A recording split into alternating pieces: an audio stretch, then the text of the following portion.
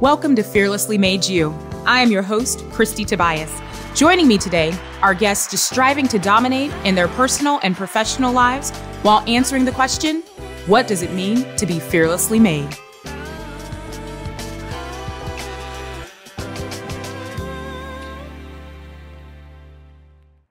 Hey there. Just, reading a book that I just couldn't put down. But just kidding, y'all. So, y'all, on this episode of Fearlessly Made You, guess what? It's just me. I wanted to spend some time talking with you guys just about real talk. There's a lot going on in our lives and in our world right now. And now more than ever, I find it so important to kind of reground myself in those moments in my life that are so super uncomfortable, but are producing lots of growth. And as much as I was joking earlier about my book, it brings me back to, why did I write this in the first place? What was the purpose of it? And it's that reminder that Fearlessly Made You is truly about the conversations that sometimes suck to have, the feelings that sometimes suck to feel, the reality that life is imperfect. And part of Fearlessly Made You that people forget about, and sometimes I forget about, is whereas you've got the book Fearlessly Made You, there's the subtitle, which is Surviving and Thriving in a Perfectly Imperfect Life. And that is really the core of what I want us to really remember. There are so many things going on right now. I think everyone is going through some state of trauma. Everyone is going through some space where they're like, am I in the right place in my professional and personal life?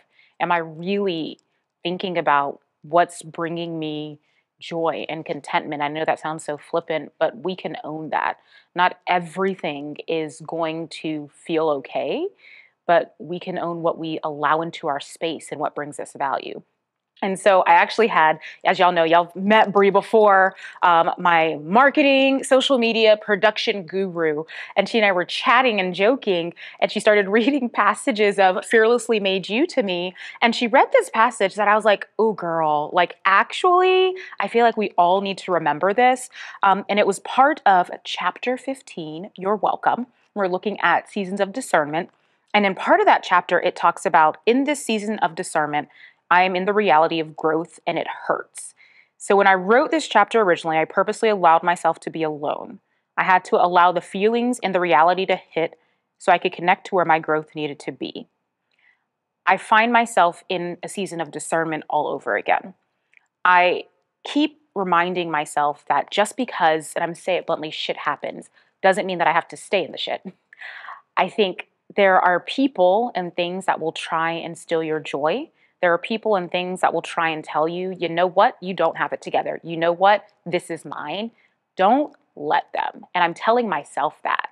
I started off today in this space of just muddledness. I was upset. I was frustrated. I was allowing other people to have a say in the way that I wanted to live my life. And I was like, I said in other words, but I was like, forget them. Y'all know what word I really said. This is about me. And now more than ever, this is about you. How are you choosing to own and live out this place in your life? 2022 has been a place where I think a lot of us keep telling ourselves, okay, I need to recover through everything that happened, and I need to just kind of bring myself back to where I was. There's no going back to where we were. Pandemic or not, we've gone through enough stuff at this phase in our life where we have to think about, what does this new place look like for me? What are the things that I'm keeping because they have brought me a foundational element of joy and peace and strength? And what are the things I'm releasing because they do not serve me? Part of that for me, and I know you guys will be surprised by this, is, I've had to come to a lot of conversations with myself about the conversations around inclusivity, especially around racial inclusivity. I am a Black woman. I know you guys are surprised. No, you are not, because I've said it many times. And I actually talk about it in the book. And yes, I'm going to read another excerpt from the book because it was that reminder of, remember who you are and don't let yourself forget it. So in this part, it talks about, and this is in chapter 9, it talks about my standing up for who I am. And so I can't change someone else's cultural background, and I can't change what they were taught to think. I have always understood that my race is a part of me. I am proud of me. I am proud of who I am. I am proud of being a Black woman. I have experiences that can be shared with others and some that cannot. Through it all, I am enough exactly as I am, and you are too. I am enough exactly as I am, and you are too. We can choose to remember that.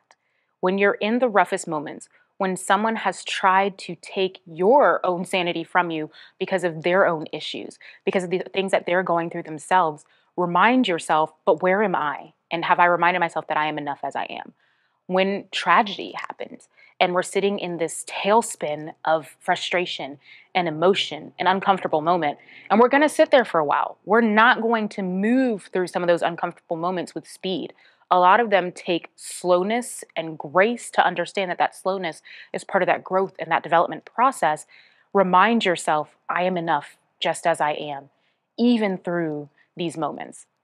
I have these times where I just am speaking to you guys because I've heard from so many of you that you're like, girl, yes, tell me the things that are like going on for you, because that's where this all started. And at the end of the day, we all are on this fearlessly made you journey where we're not allowing the fear of the frustration, the doubts of the journey we're on, or the sorrow of the tragedies we've experienced. We are not allowing them to define the direction that we take. They're part of our journey, but they don't define us being enough as we are. And we're allowed to step up through the journey. We're allowed to say, yes, this is part of my journey, but I am still going and I am still growing and I am still seeking and owning that joy and that contentment.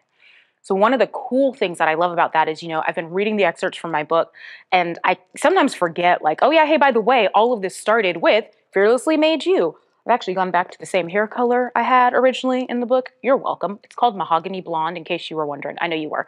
So I just thought I'd share. Thank you to my hairstylist, Curly Girls Rock in Smyrna, Georgia. Yes, that was a shameless plug. I'm okay with that. Anywho, about to do another shameless plug, so get excited. For those of you that are like, girlfriend, as I've been listening to you, I was like, I must get this book. It is now my favorite book in the entire world, and I haven't even read it yet.